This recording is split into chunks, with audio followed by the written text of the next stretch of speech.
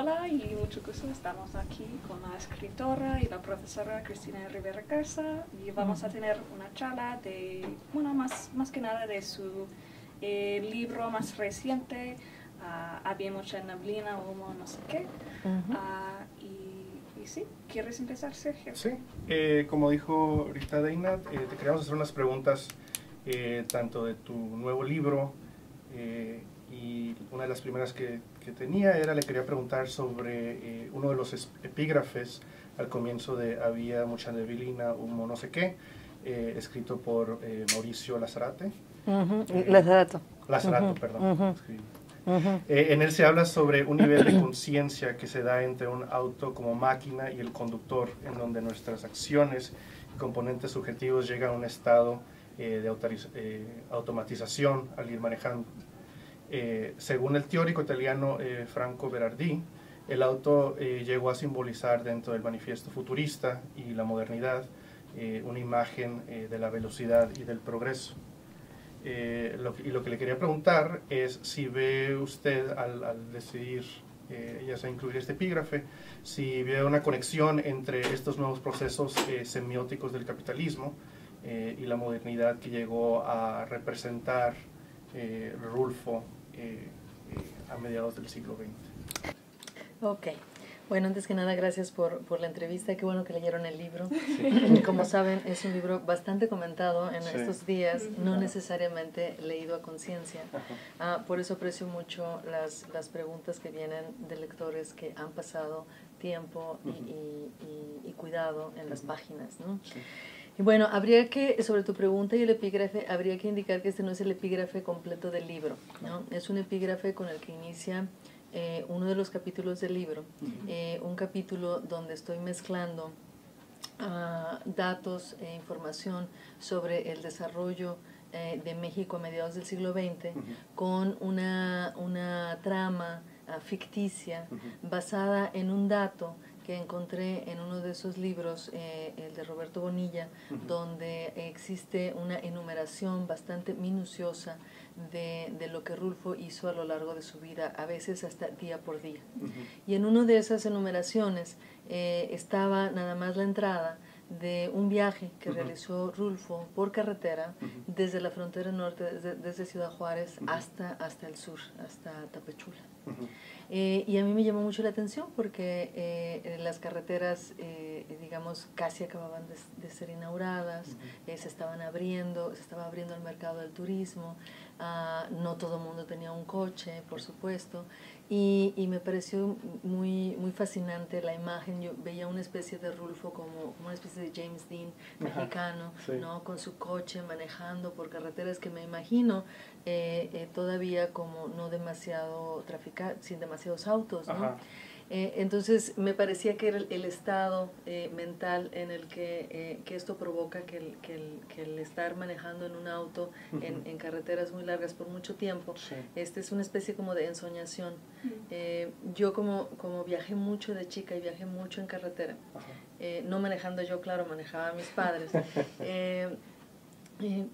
asocio mucho esta inmovilidad física que significa estar en un coche con una gran movilidad mental, de estar viendo el paisaje pasando a través de las ventanillas. Me parece que es una condición muy propicia para la escritura. La imaginación está avanzando de una manera bastante veloz mientras el cuerpo está inmóvil. Claro. Entonces esa situación me atrajo mucho y por eso pensé que sería una buena manera de introducir, por una parte, el contexto general del desarrollo de México en esa época, interrumpiéndolo con estas especies de viñetas ficticias de este viaje y lo que le acontece a este personaje que es Juan N. Pérez. Todavía no es Rulfo, todavía es un personaje que está buscando su voz, que está buscando, que haciendo sus exploraciones textuales y fotográficas, pero todavía es Juan N. Pérez, ¿no? Sí.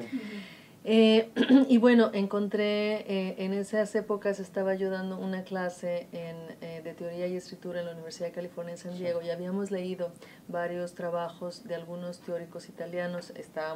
Habíamos leído a Berardi Bifo, este libro sobre poesía y finanzas, y parte de las lecturas era este trabajo de Mauricio Lazzarato sobre signos y máquinas. Y ahí me encontré justo cuando estaba haciendo toda esta reflexión sobre la carretera, lo que significa manejar, el estado de ensoñación, un poco de hipnosis cuando uno está manejando por mucho tiempo. Justo me encontré con esta reflexión de Lazzarato y pensé, esto es exactamente lo que quiero retratar. Y como bien lo dices, no nada más es un encuentro, una feliz coincidencia. Yo creo que tiene la virtud de encapsular una cierta producción de subjetividad que tiene mucho que ver, está profundamente entrelazada con los propósitos de progreso y producción de riqueza que tendemos a asociar con el proceso de modernización. Entonces eso por ahí definitivamente, al menos en lo que se refiere a ese capítulo, por ahí va el asunto. Lo que quería era tratar de construir esta especie de contexto. Es decir, Rulfo no es un escritor que surge de la nada y que ya nace completo con todo su enigma y su talento, sino es un sujeto histórico, producto de su tiempo, que está limitado también por esas circunstancias, pero que tiene la capacidad también de contraproponer o de proponer visiones críticas también de su tiempo. Y por ejemplo ahorita, como seguimiento, ahorita hiciste el comentario de que dentro de tu clase leyeron este texto de Berardi, en donde habla de la poesía, habla de esta necesidad de alguna forma empezar a explorar nuevos espacios de creación, de la posición que juega ya sea el poeta o el que escribe ficción. Pensando un poco como escritora y también como profesora de nuevos escritores, ¿hay algún... ¿cuál crees que sea, digamos, la nueva posición o que ya se podría ver como la nueva posición de los escritores de ahora? O sea, ¿cómo encontrarnos con esa realidad o de alguna forma dialogar con ella? Bueno, hay múltiples maneras de ser escritor ahora, ¿no? Yo creo que hay escritores a los que les parece muy bien cómo están las cosas y cuyos libros más bien se encargan de confirmar el estado de las cosas, que se acoplan muy bien a procesos de distribución y circulación del libro y el capital, y que hacen su trabajo a ese nivel. A mí personalmente no me interesa mucho ese tipo de escritura, no ha sido el tipo de libro que me llame la atención, no son esos los autores a los que les he dedicado mucho tiempo. No creo que Rulfo sea uno de ellos, por ejemplo, por supuesto. Me parece que hay otro tipo de escritores que están continuamente cuestionando su oficio y la posición de su oficio dentro de contextos mucho más amplios, contextos que escapan a nuestro control. Escritores a los que les interesa escarbar y estar continuamente haciendo preguntas críticas, escritores para quienes la escritura es una práctica crítica. Y yo tiendo a ver mi trabajo precisamente como parte de esta exploración. Por eso no solo me interesan la suerte de experimentaciones formales que tendemos a asociar en Latinoamérica con las vanguardias, por ejemplo, sino me interesa justo en los momentos tan graves que vivimos ahora, en los que se conjuntan por un lado una violencia horrísona y precariedad, por supuesto, y por otra un dominio, una participación cada vez más visible de las tecnologías digitales en lo que nosotros hacemos. O sea, me parece que la experimentación formal en los ciclos del capital en los que vamos ha dejado de tener una potencia crítica como la tuvo en sus momentos durante las varias vanguardias del siglo XX. Me parece que es en la conexión entre un apego a los materiales con los que trabajamos, una visibilización de los lazos de los lazos de deuda que unen el trabajo de la escritura con el trabajo de los hablantes de las lenguas en los que participamos. Me parece que ahí es donde podemos encontrar todavía unos ciertos residuos críticos que podemos asociar a la práctica de la escritura. Es decir, es en develar el proceso plural a través del cual se crean nuestros libros, el trabajar muy conscientemente con otros y otras conforme vamos construyendo estos libros, el volver muy visibles los procesos dialógicos, y digo otra vez de deuda en los que entramos cuando pedimos prestado el lenguaje de todo mundo, este bien común, para poder autorizar libros que después firmamos con nuestro nombre, porque nos hacemos responsables también de las estrategias que hemos utilizado a lo largo del proyecto de crear un libro, ¿no? Entonces yo creo que todo eso para mí constituye al menos una de las maneras en las que creo que podemos todavía salvaguardar el potencial crítico de la escritura. Al menos, digamos, en lo que a mí respecta, son los procesos que me interesan. Yo creo, por supuesto, cuando le dediqué tanto tiempo a Rulfo en este libro, tiendo a creer que él es uno de esos autores que están viendo de una manera crítica, que están explorando muchas de las capas a través de las cuales vamos construyendo una cierta noción de normalidad, ¿no? que por supuesto siempre deja muchas dudas. Y mi pregunta está relacionada con ese proceso de cuestionamiento, ¿no? De revisión, de crítica, digo. Y yo sé que ya ha dicho que recientemente ha sido muy comentado, ¿no? Este libro, y no necesariamente de una manera buena. Pero también yo leí la carta que publicó Esther en la Goza Literaria, la página web mantenida por su casa editorial. Y para responder, ¿no?, a esa reacción de la Fundación Juan Rulfo, y ya sé que probablemente está cansada del asunto, pero me gustaría preguntarle si nos pudiera hablar un poco de la decisión de publicar esa carta. Mira, yo venía regresando de un viaje que hice a Ecuador. Estaba visitando la Universidad Andina, había tomado un vuelo muy temprano, y cuando aterricé en la Ciudad de México empecé a recibir mensajes de muchas personas acerca de una declaración que acababa de salir en los periódicos de parte del presidente de la Fundación Juan Rulfo.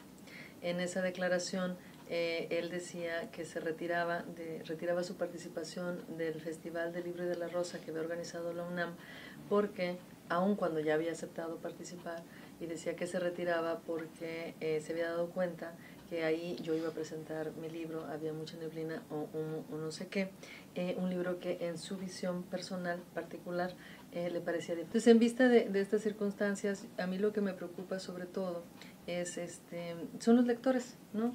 Los lectores que sí están dispuestos a entrar al libro, y los lectores a los que sí les interesa, digamos, el trabajo y la vida y la obra de Juan Rulfo, y los lectores también que me han seguido de libro a libro, de poesía a ensayo, de ensayo a novela, etcétera, etcétera.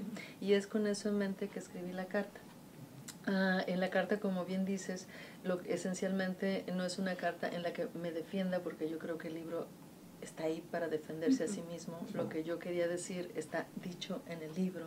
Entonces, lo único que les pido a los lectores es que entren al libro, que confíen en sí mismos como lectores, digamos, que subrayen, que dialoguen, que platiquen, que debatan si lo consideran necesario, que disientan si ese fuera finalmente su conclusión. Yo creo que la lectura es una práctica crítica, es una práctica creativa. Uno no llega al libro en blanco, uno llega al libro con un montón de ideas, con un montón de experiencia también. Pero creo que una parte fundamental del contrato que establecemos cuando empezamos a leer un libro es leer un libro en los términos del libro. Si en esos términos el libro falla, creo que entonces tenemos material para poder establecer un diálogo crítico con el mismo, pero creo que si el libro falla en términos de otros criterios establecidos de manera ajena y externa al libro, pues entonces yo creo que ahí tenemos un problema que tiene que ver sobre todo con una forma de lectura que es que lejos de intentar introducirse al libro, busca juzgar o acusar al libro desde reglas y premisas que el mismo libro no sostiene. Y como bien decía, ¿no?, en la carta dice que no espera, ¿no?, ni pide que los lectores piensan igual a usted, ¿no? Y me gustaría saber si piensa usted que la reacción de la fundación ha sido como un intento, o por lo menos según la perspectiva de la fundación, de defender cierto legado de Juan Rulfo. O también me gustaría saber si le pareciera el síntoma de como algo más cultural, es decir, de cierta tendencia de imponerle a la gente una visión no autoritaria de un asunto, en este caso de una persona, lo que es algo que también menciona en la carta. Bueno, la cuestión aquí es que yo creo que hay muchas maneras de querer a Rulfo, hay muchas maneras de querer en general, ¿no? Algunos supongo tienen esta idea de que querer es crear un cerco alrededor del ser al que amas, cerrar los ojos ante la complejidad que hace único y especial al ser que amas, y subsumir ese otro sujeto, esa otra presencia a tus deseos de perfección y de pureza, ¿no? Y yo no quiero así ni a Rulfo ni a la gente en general. Un poco como decía Marguerite Yourcenar, a mí me gusta abrir los ojos. Y creo que trato de amar siempre con los ojos abiertos, lo cual no implica que esté ni acusando a Rulfo de cosas que están más bien inventadas por otras que dichos por mí, ni es ningún tipo de lectura que esté lista para juzgar en términos morales las acciones o decisiones que un personaje, una persona compleja, viviendo en un momento realmente con muchas fuerzas en entredicho, tomó.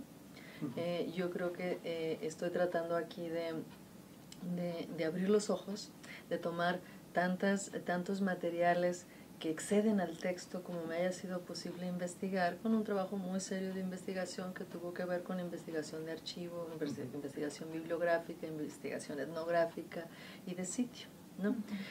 Ahora, habiendo dicho esto, bueno, yo creo que todo el mundo pues amamos como podemos amar, ¿no? Y yo creo que la fundación, si cree que esta es la manera en que defiende su legado, pues esta es la manera en que ellos han decidido defender el legado de Rulfo, lo cual no implica que yo esté de acuerdo con eso.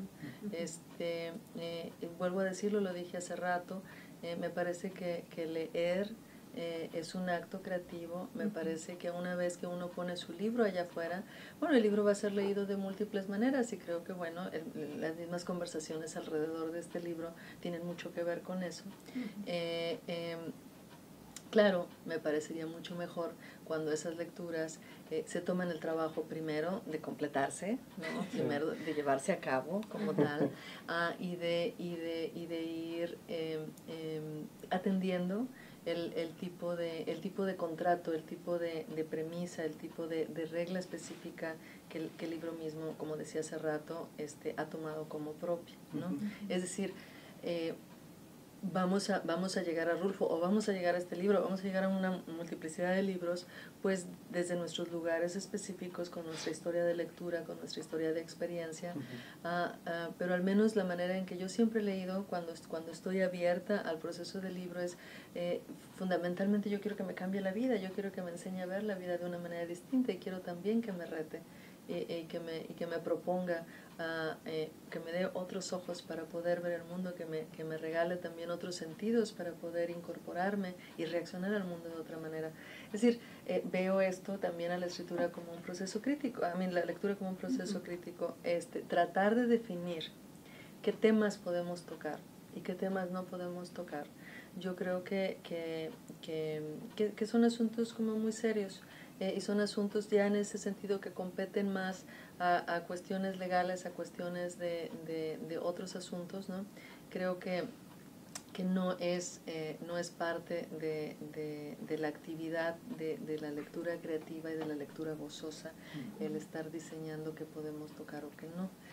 Me parece interesante que en varios de los comentarios acerca de mi incursión en lo que sería, en lo que en Estados Unidos se llama la no ficción, en algunas de las cosas que escucho parecería ser que hay una especie de comentario benigno acerca del trabajo que puedo hacer, en términos de la ficción, pero hay esta especie de molestia, esta especie de reacción ante el otro tipo de trabajo en el que pareciera ser que ciertas autoras o que las autoras o que yo en particular no debería de meterme. Es decir, tratar de decidir cuáles son los territorios que una escritora puede explorar o no, en qué sentido o no puede tomar declaraciones. Yo creo que es algo que eso se construye con argumentos, eso se construye con evidencia, eso se construye con este trabajo cuidadoso de investigación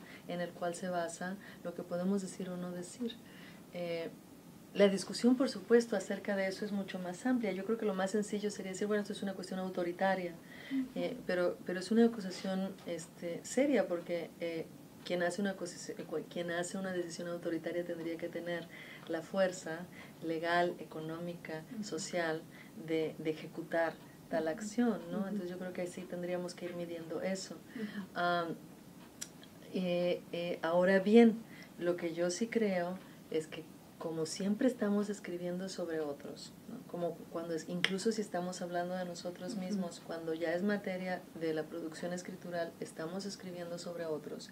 Yo creo que hay que tener mucho cuidado sobre cómo construimos esos puentes que nos ponen en contacto con esa vida y esa experiencia de otros que estamos tratando también de explorar en términos de escritura. Es decir, creo que hay diferencias de género, de clase, de raza, y lugares de privilegio o no, que los escritores siempre tenemos que poner en entredicho antes de empezar a tocar cualquier tema. Es decir, no estoy haciendo aquí, y esto lo quiero dejar muy en claro, no estoy haciendo aquí un argumento de los escritores podemos hacer lo que nos dé la gana porque por eso está el genio literario de nuestra parte. No. El argumento que estoy tratando de hacer aquí es que ciertamente cuando escribimos estamos en contacto con el lenguaje, con la experiencia y con la materia de otros, y que tenemos que ser capaces escrituralmente, en términos estéticos y en términos éticos, de construir muy bien esos puentes que nos ponen en contacto con esa materia. Creo que explorar y cuestionar nuestra posición privilegiada, porque si estamos escribiendo sobre algo, estamos ya de hecho de entrada en una posición privilegiada, ¿no? Creo que ponerlo en cuestión es importante. Entonces, todos estos elementos yo los he discutido, los he empezado a discutir en un libro que publiqué en el 2013 que se llama Los muertos indóciles, donde estas ideas de la escritura comunalitaria, estas ideas del trabajo y la escritura, estas ideas de la pluralidad y la historia de una escritura que siempre está en relación con otros, pues justo ahí estaba discutiendo todo eso.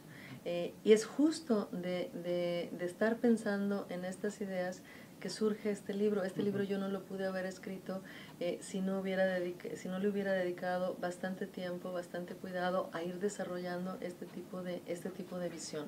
Entonces, por eso te digo, no me sentiría a gusto diciéndote, no, esta fundación es una autoritaria, etcétera, etcétera, porque eso no nos resuelve nada, porque eso sería entrar una vez en una cuestión de dimes y diretes, que lo único que hace es enviciar la capacidad que podríamos tener de entablar un verdadero diálogo respecto a esto, a Rulfo o cualquier otra cosa, ¿no?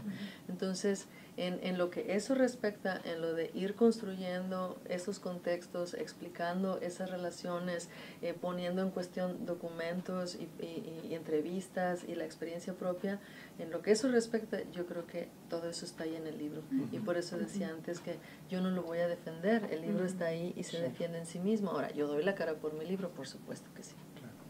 Y bueno, ahorita mencionaste tu libro, ¿no? El de los muertos indóciles, y de hecho yo tenía una pregunta sobre eso.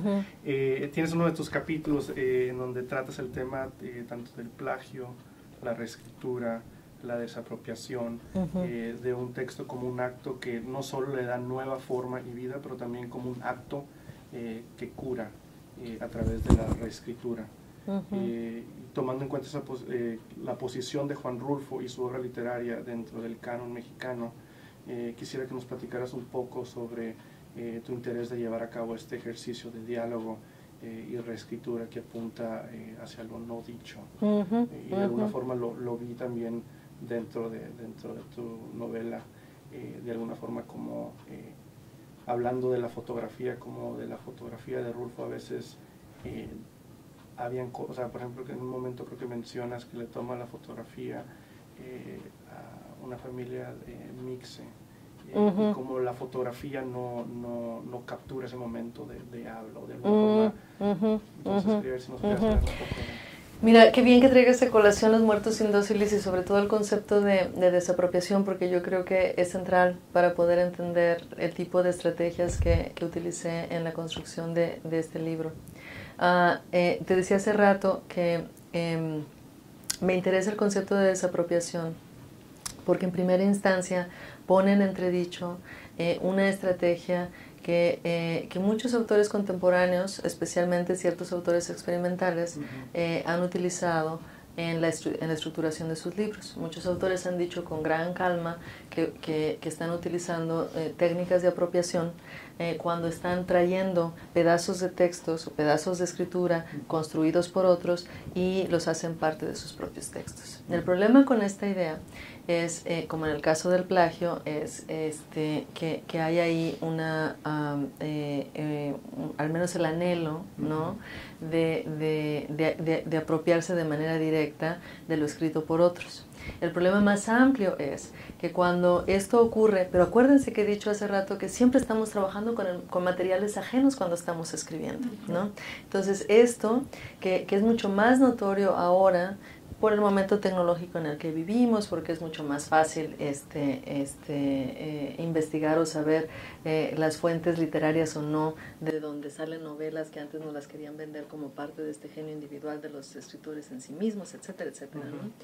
Pero cuando existe este proceso de apropiación de una manera crítica, lo que hacemos es estar utilizando este lenguaje de otros, y no solo el lenguaje de los escritores prestigiosos que han publicado libros, sino el lenguaje en general, ¿no? Y lo ponemos a circular en otro contexto, en circuitos del capital dentro de la industria del libro, para fines que no necesariamente benefician a los enunciadores o a los practicantes de este lenguaje. Okay.